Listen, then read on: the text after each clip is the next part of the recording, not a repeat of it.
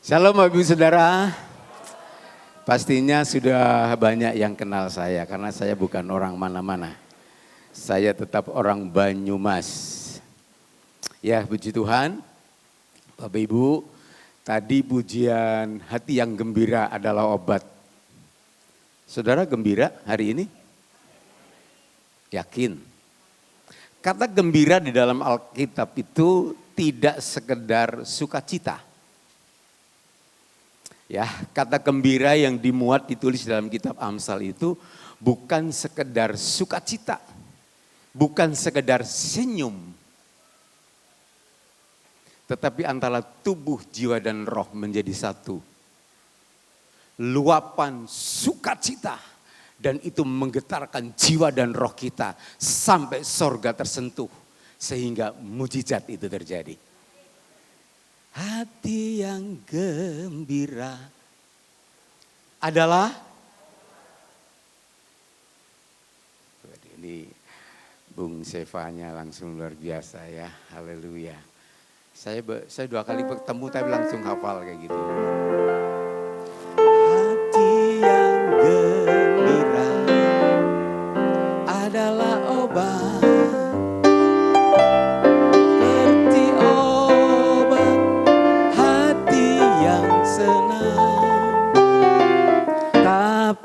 Semangat yang patah keringkan tulang,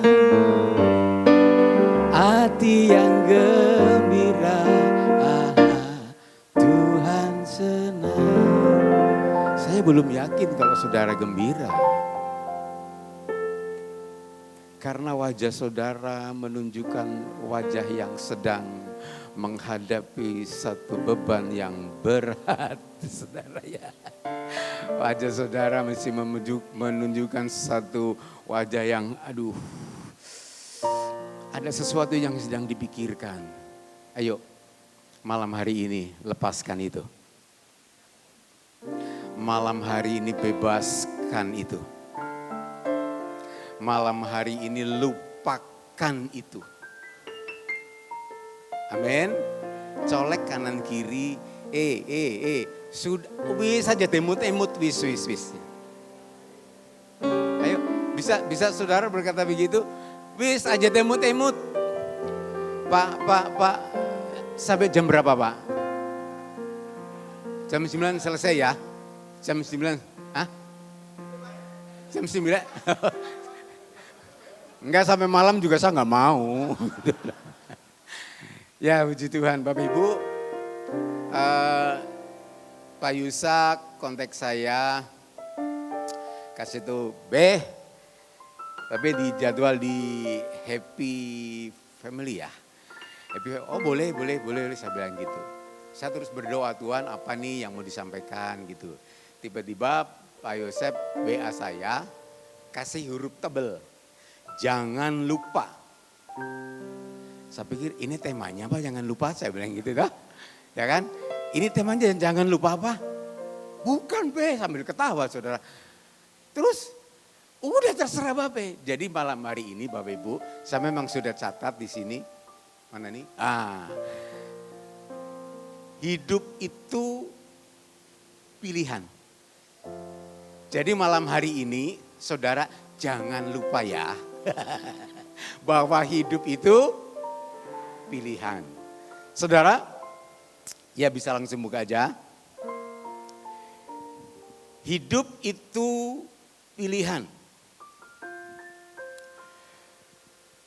Dari sejak Tuhan menjadikan manusia, di dalam Kejadian pasal 2 ayat 15 sampai dengan 17, kalau Bapak Ibu bisa baca, Tuhan Allah mengambil manusia itu dan menempatkannya dalam Taman Eden untuk mengusahakan dan memelihara taman itu. Lalu Tuhan Allah memberi perintah ini kepada manusia. Perhatikan perintahnya Bapak Ibu. Semua pohon dalam taman ini boleh kau makan buahnya dengan bebas. Tetapi pohon pengetahuan tentang yang baik dan yang jahat itu janganlah kau makan buahnya. Sebab pada hari engkau memakannya, pastilah engkau akan mati. Ketika firman ini diberikan kepada manusia, saudara jangan lupa bahwa Tuhan menciptakan manusia yang memberikan kehendak bebas kepada manusia. Maka ada istilah free will. Ada kehendak bebas yang diberikan kepada manusia untuk memilih. Maka ketika Allah menempatkan manusia ke dalam Taman Eden, ada pilihan yang harus mereka pilih. Allah menawarkan semua pohon dalam taman ini boleh kau makan buahnya dengan bebas. Semua pohon dalam taman ini boleh kau makan buahnya dengan bebas. Nah, tetapi inilah yang ditawarkan kepada manusia untuk manusia bisa memilih. Mana yang harus dipilih, memakan semua pohon yang memang dianjurkan oleh Tuhan untuk dimakan dengan bebas, atau pohon pengetahuan tentang yang baik dan yang jahat itu. Dan di sana dikatakan janganlah kau makan buahnya sebab pada hari engkau memakannya pastilah engkau akan mati. Hidup itu pilihan. Tadi pujian tadi, hati yang gembira adalah obat, itu juga pilihan. Amin. Kalau kita memang mau hidup sehat, kalau kita memang mau seger, kalau kita memang mau bugar, buat hati kita gembira. Saudara, tanggal 4 Juni kemarin saya baru operasi. Operasi pertama tanggal 3 Mei, operasi kedua tanggal 4 Juni kemarin. Nah, sebelum saya ke rumah sakit yang kedua itu, saya bangun sekitar jam 2, jam 3, kemudian saya berdiri dan saya berdoa kepada Tuhan begini. Tuhan, aku tahu Tuhan masih ada mujizat. Kata dokter, ginjal kanan dan ginjal kiriku ada batu. Sehingga pagi itu saya berdoa begini Bapak. Demi nama Yesus, batu ginjal yang ada di kanan kiri ini hancur, remuk.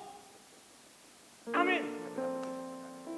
Nah, ketika itu hari itu saya kontrol dengan istri ke rumah sakit, kemudian dokter, saya bilang, dok tolong di USG lagi. Ya Pak, memang mau di USG. Di USG saudara. Diperiksa, begitu diperiksa saya lihat di monitor, dokter bilang, Pak sudah kosong ginjal Bapak.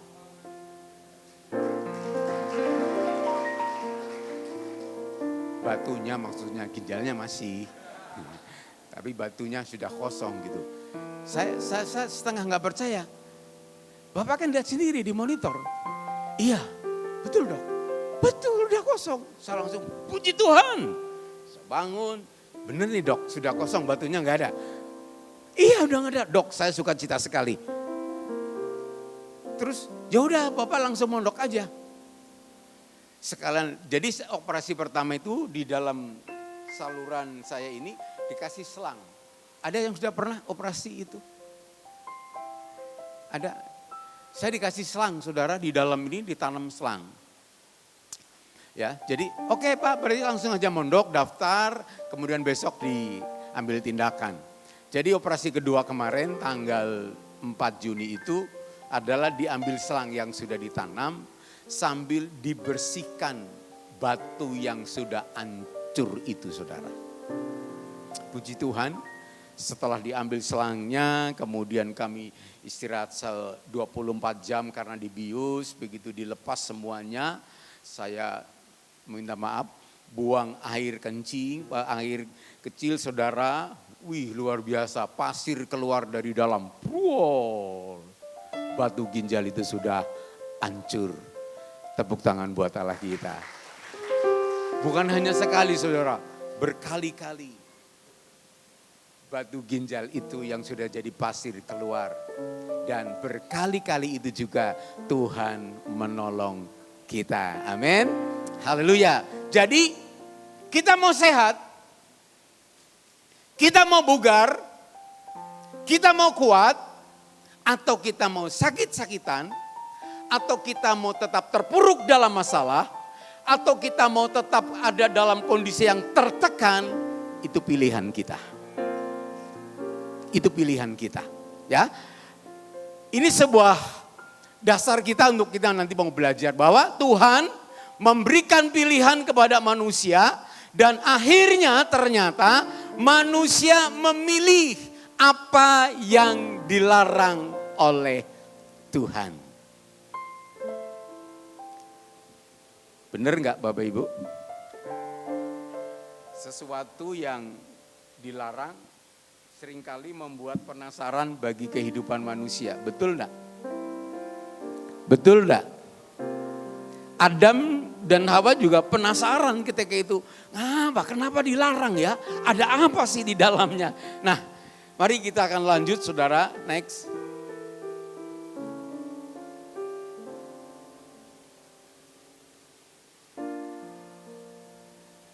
Ulangan 30 ayat 11 dan ini sampai satu perikop saudara. Kita akan baca sama-sama. Terbaca Bapak Ibu ya. Yuk kita baca sama-sama. 3, 2, 1.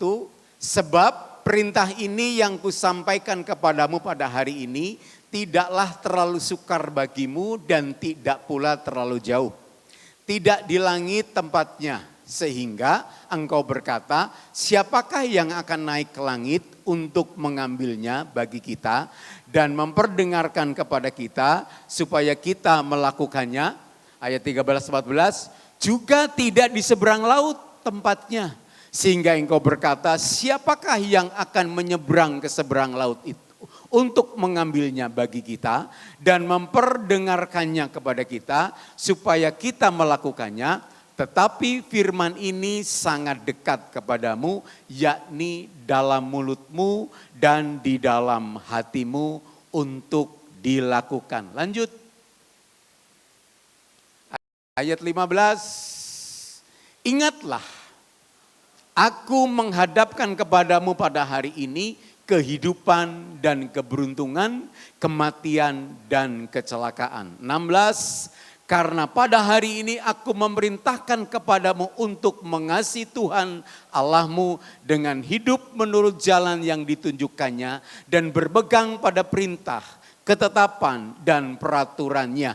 Supaya engkau hidup dan bertambah banyak dan diberkati oleh Tuhan Allahmu di negeri kemana engkau masuk untuk mendudukinya. 17. Tetapi jika hatimu berpaling dan engkau tidak mau mendengar, bahkan engkau mau disesatkan untuk sujud menyembah kepada Allah lain dan beribadah kepadanya, maka aku akan memberitahukan kepadamu pada hari ini bahwa pastilah kamu akan binasa.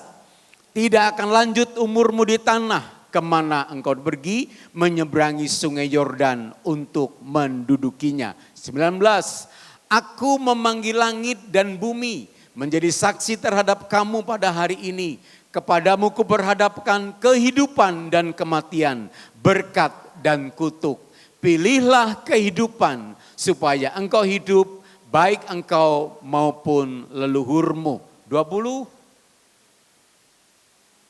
Dengan mengasihi Tuhan Allahmu, mendengarkan suaranya dan berpaut padanya. Sebab hal itu berarti hidupmu dan lanjut umurmu untuk tinggal di tanah yang dijanjikan Tuhan dengan sumpah kepada nenek moyangmu, yakni kepada Abraham, Ishak dan Yakub untuk memberikan kepada mereka.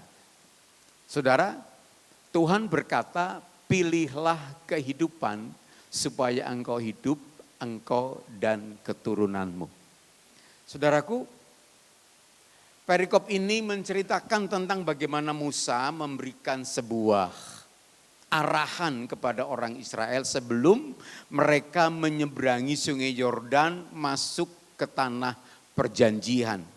Sehingga Musa memperhadapkan kepada orang Israel ada sebuah ketetapan dan pilihan yang harus diambil oleh orang Israel. Mereka mau diberkati atau mereka mau mendapat kebinasaan dan terkutuk. Tetapi Tuhan luar biasa. Kembali ke atas lagi. Kembali ke atas lagi.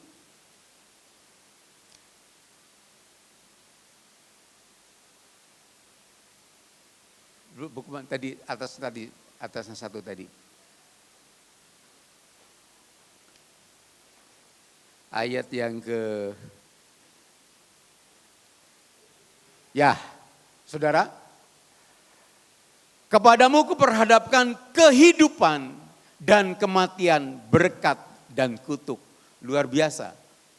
Walaupun manusia, orang-orang Israel ketika itu diminta untuk memilih, tapi Tuhan mengarahkan pikiran mereka, Tuhan mengarahkan hati mereka, Tuhan mengarahkan kehidupan mereka untuk pilihlah kehidupan supaya engkau hidup baik engkau maupun keturunanmu. Amin. Hari ini firman Tuhan ini turun atas kita. Amin. Kalau Tuhan saat ini menawarkan kepada kita untuk memilih antara berkat dan kutuk, kehidupan dan kebinasaan. Kemudian akhirnya Tuhan berkata, pilihlah kehidupan supaya engkau hidup. Bapak Ibu, Tuhan memberikan sesuatu kepada manusia, bukan tadi dikatakan di ayat di atas bahwa firman itu tidak jauh di seberang laut. Tidak jauh di atas langit sana. Dan Tuhan berkata supaya kamu jangan banyak alasan. Seperti itu kira-kira. Kalau diterjemahkan dengan bahasa sederhana. Supaya kamu tidak banyak alasan. Firman itu ada di dalam hatimu. Firman itu ada di dalam mulutmu. Firman itu ada di dalam pikiranmu. Sehingga kamu bisa cepat mengambil sebuah keputusan. Kamu mau pilih yang mana? Mau pilih hidup atau mati? Saya percaya kita yang ada di tempat ini kita mau pilih hidup. Saudara mau pilih hidup atau pilih mati? Hidup ya. Kita pasti memilih sebuah kehidupan. Nah, Tuhan memberikan 3 hal untuk kita bisa mengalami kehidupan dan diberkati oleh Tuhan. Terus lanjut bagian akhir. Ya. Ada 3 hal yang Tuhan kehendaki agar supaya kita dan keturunan kita hidup dan diberkati Tuhan. Yang pertama adalah Tuhan mau supaya kita mengasihi Tuhan. Katakan mengasihi Tuhan. Apa itu mengasihi Tuhan? Saudara tadi dikatakan di sini bahwa aku mau supaya kamu mengasihi Tuhan. Bukti mengasihi Tuhan adalah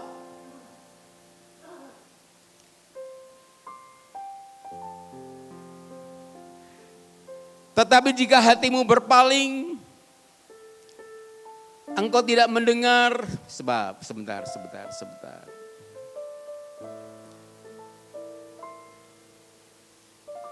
Ya. Karena pada hari ini aku memerintahkan kepadamu untuk mengasihi Tuhan Allahmu. Apa itu mengasihi Tuhan Allahmu dengan ayat yang ke-16? Mengasihi Tuhan Allahmu, mengasihi Tuhan yang pertama adalah dengan hidup menurut jalan yang ditunjukkannya dan berpegang pada perintah, ketetapan dan peraturannya.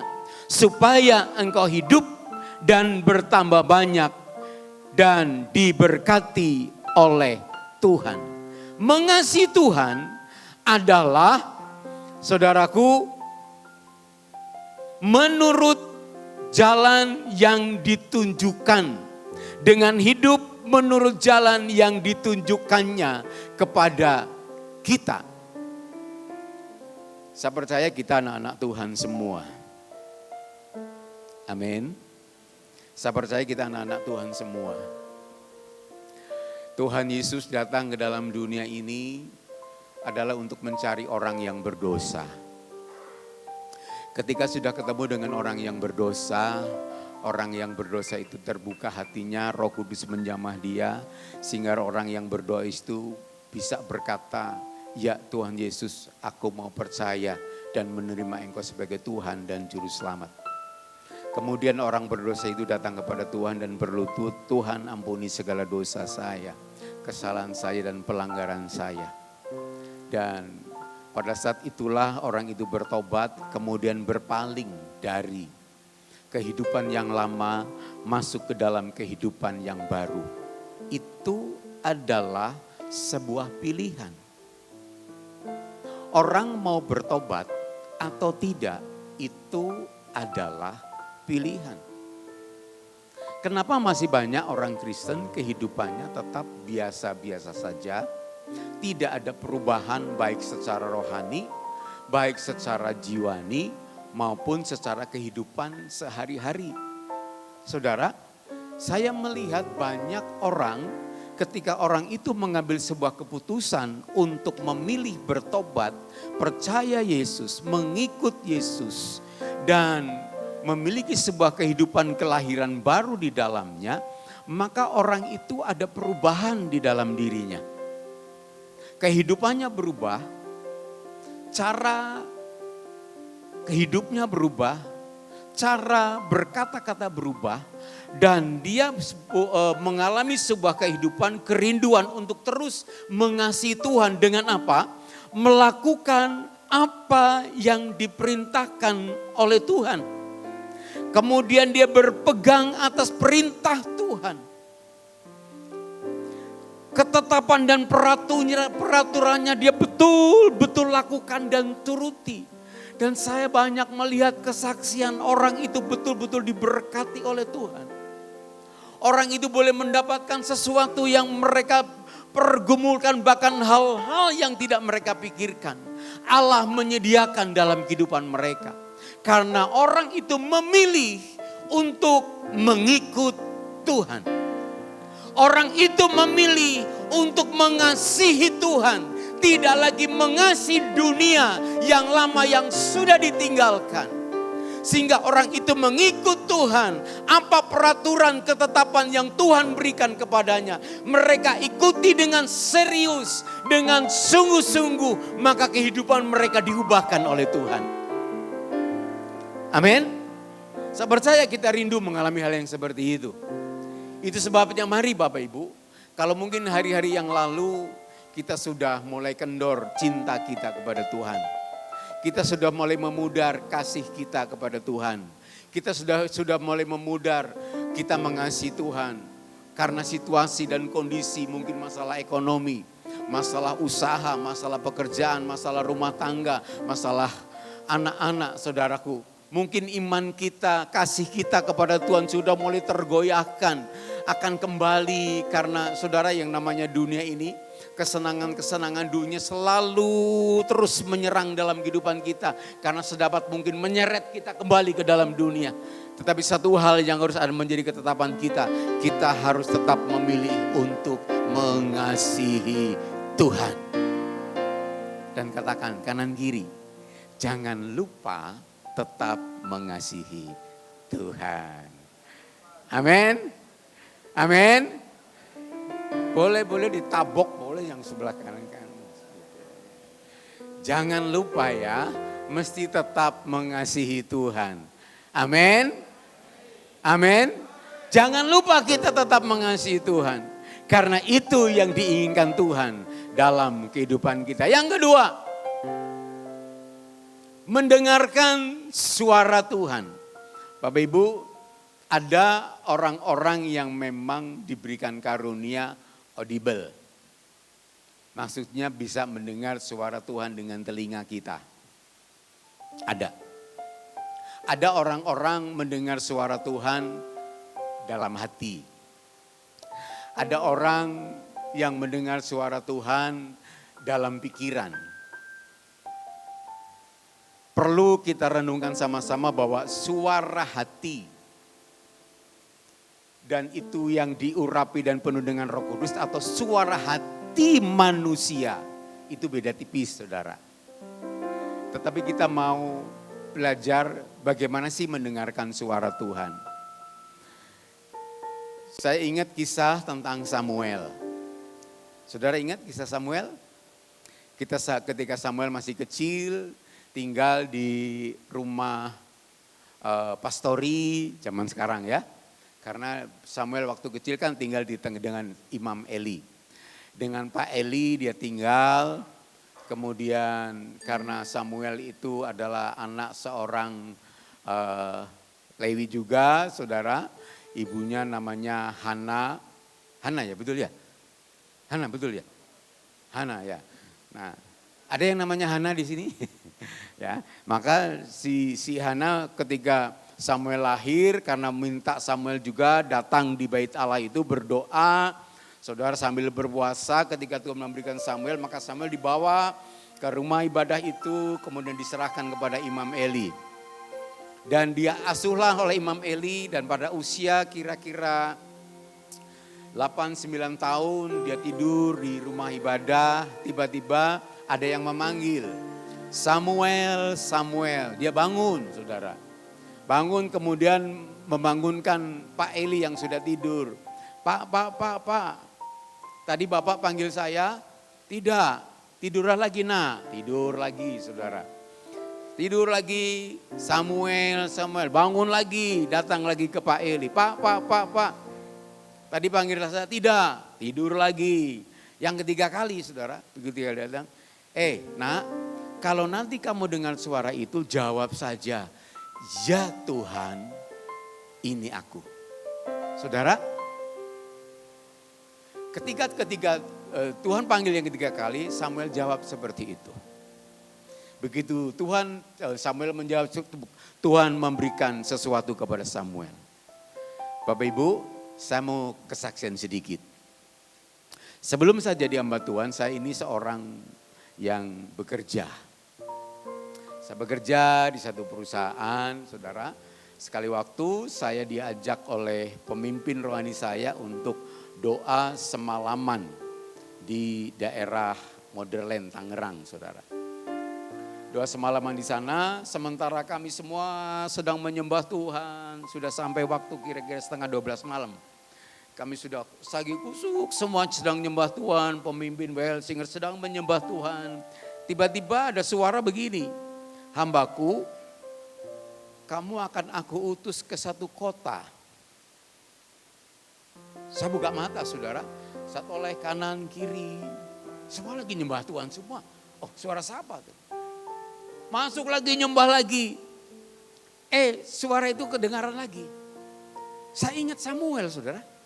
Oh, waktu Samuel gitu langsung dijawab, iya Tuhan, ini aku. Ikut-ikutan saya, saudara. Begitu ketiga kali dengar suara gitu, iya Tuhan, ini aku. Enggak kedengaran lagi suara itu. Dari saat itu hati saya enggak tenang, saudara. Apa ini maksudnya? Apa ini maksudnya, saudara? Sehingga kami pulang ke Purwokerto berkendaraan dan sampai di Purwokerto Sabtu malam, kemudian kami pulang, pagi-pagi kami ibadah di gereja. Selesai ibadah, Pak Gembala sudah ada di depan pintu dan kemudian saya keluar dari gereja langsung dipanggil. Ben, sini. Ya Pak, kamu siap ya? Yang ditunjuk itu Wonosobo, saudara. Kamu siap ya, Wonosobo? Wah, saudara, kalau saudara ingin tahu, jantung saya ini runtak, saudara. Berarti betul itu suara. Seperti itu. Saya dari sejak itu sudah tidak toleh kanan, toleh kiri, saya berkata, ya siap. Saya pulang saya pulang kerja di Sabtu itu, karena kerja setengah hari. Saya langsung pergi ke terminal bus, naik bus, saya pergi ke kota Wonosobo. Saya nggak tahu di sana juga mau ngapa, saudara. Sampai di tempat itu saya turun dari bus, saya cuma tengok kanan, kiri, ini saya mau ngapa sampai di sini. Saudara, akhirnya saya dituntun Roh Kudus, ayo jalan. Jalan itu saya kelilingi alun-alun kota Wonosobo, langsung pulang lagi. Nah, dari itu sampai rumah saya baru berdoa, Tuhan apa maksudnya ini? Apa kota itu yang Tuhan mau? Apa yang Tuhan tunjukkan? Puji Tuhan, akhirnya saya minta tuntunan Tuhan dan Tuhan bukakan sesuatu. Ada jiwa baru, saya minta Tuhan kalau memang aku kasih satu keluarga. yang belum percaya Yesus. Dan ketika aku memberitakan Injilmu, mereka percaya kepada Yesus. Saudara, semuanya diberikan Tuhan. Ayo kita mau belajar mendengar suara Tuhan. Amin. Lewat apa? Kalau memang kita diberi karunia audible, puji Tuhan. Tapi sesuatu yang mesti perlu kita renungkan baik-baik bagaimana kita mendengar suara Tuhan adalah ketika saudara membaca firman Tuhan. Amin. Ketika kita membaca Alkitab, adakah yang nyangkut di sini? Ketika kita membaca firman Tuhan, adakah yang nyantol di sini? Ketika kita membaca Alkitab, adakah yang terus nempel di sini dan terus diingat oleh kita dan itu dilakukan? Itulah mendengar. Amin. Ketika mendengar khotbah semacam gini, ada pendeta-pendeta yang hebat datang ke tempat ini. Saudara datang ke tempat ini karena mendengar pendeta yang luar biasa hebat atau mau dengar firman Tuhan? Atau mau dengar suara Tuhan? Atau hanya cukup secara tadi hati yang gembira, yang penting aku gembira, yang penting aku sukacita. No, saudara. Ketika kita datang kepada Tuhan, kita beribadah, kita memuji Tuhan. Ayo belajar dengar suara Tuhan. Colek kanan kiri. Kamu dengar gak suara Tuhan? Belum ya? Lah tadi udah dibaca kok. Tuhan udah bicara ya. Betul gak? Pilihlah kehidupan. Itu suara Tuhan, saudara. Agar supaya kamu hidup. Bukan hanya kamu tapi engkau dan keturunanmu. Ini suara Tuhan. Ini perintah Tuhan. Ini firman Tuhan. Ketika hari ini kita bisa memilih kehidupan ini untuk kita tempuh, untuk kita lakukan, untuk kita jalani firman Allah berkata jelas, maka kamu akan hidup dan kamu akan diberkati. Bukan hanya kamu, tetapi engkau dan keturunanmu. Itu jelas malam hari ini buat kita. Jadi apabila kita rindu keturunan kita diberkati Tuhan, ayo dengar suara Tuhan. Belajar terus akan firman Tuhan. Kalau kita rindu anak cucu mantu kita diberkati oleh Tuhan. Usaha kita diberkati oleh Tuhan. Dengar suara Tuhan. Amin.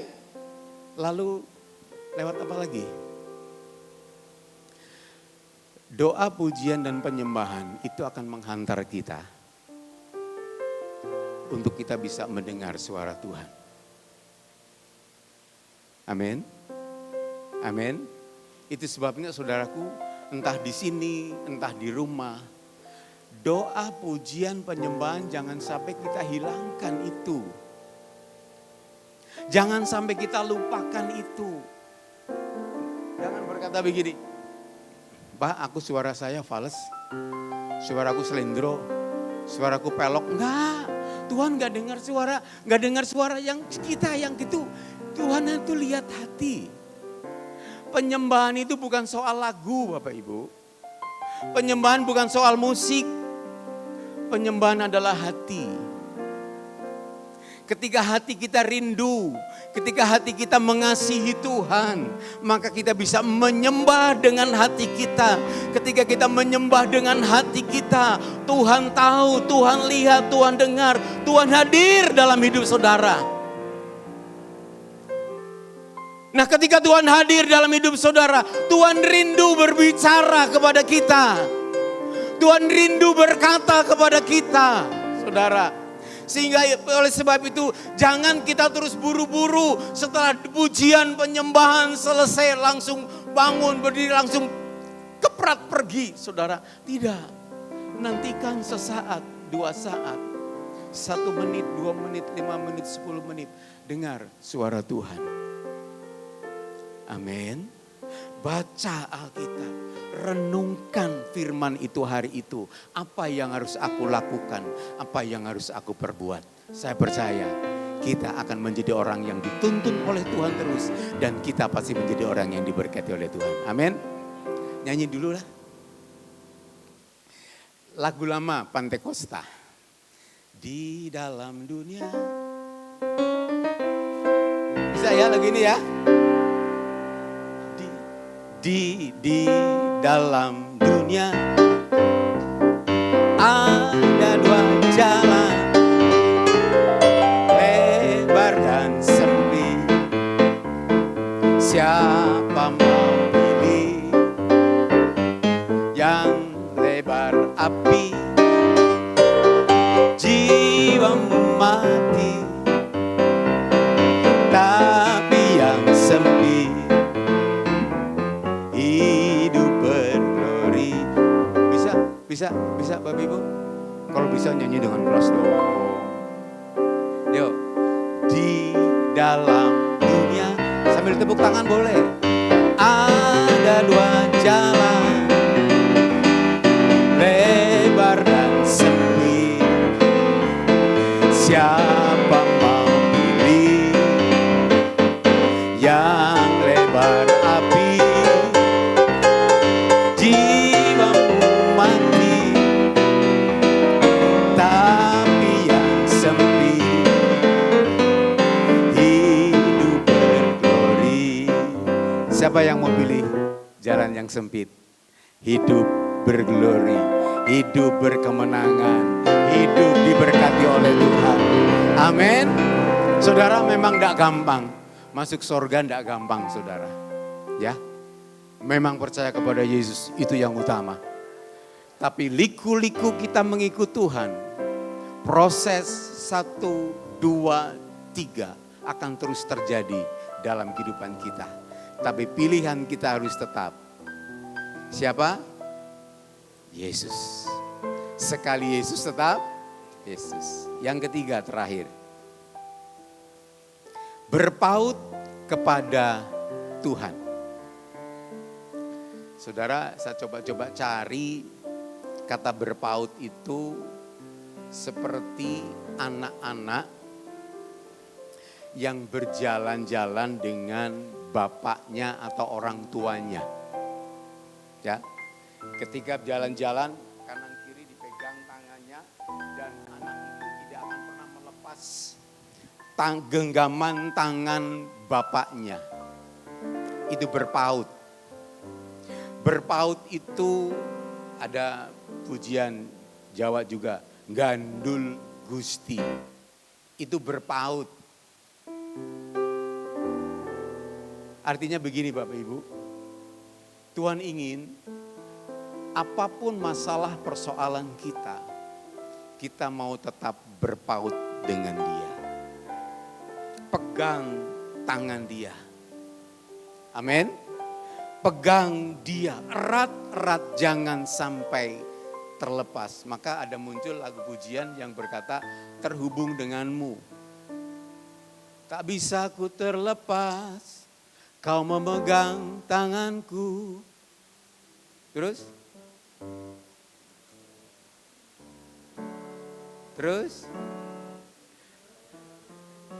Saudara, itu adalah sebuah pujian. Orang yang menciptakan, yang mendapatkan karunia itu, dia adalah orang yang terus berpaut dengan Tuhan.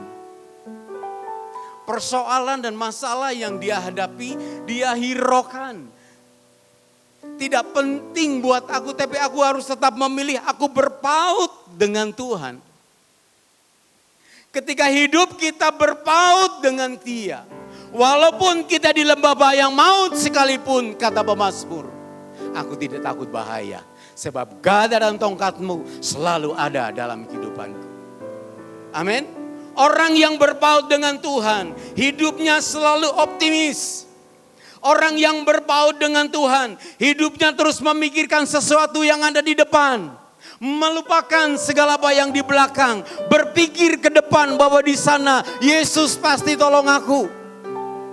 Persoalan masalahku hari ini akan diselesaikan hari ini, besok ada masalahnya sendiri. Aku tetap berpaut dengan Tuhan.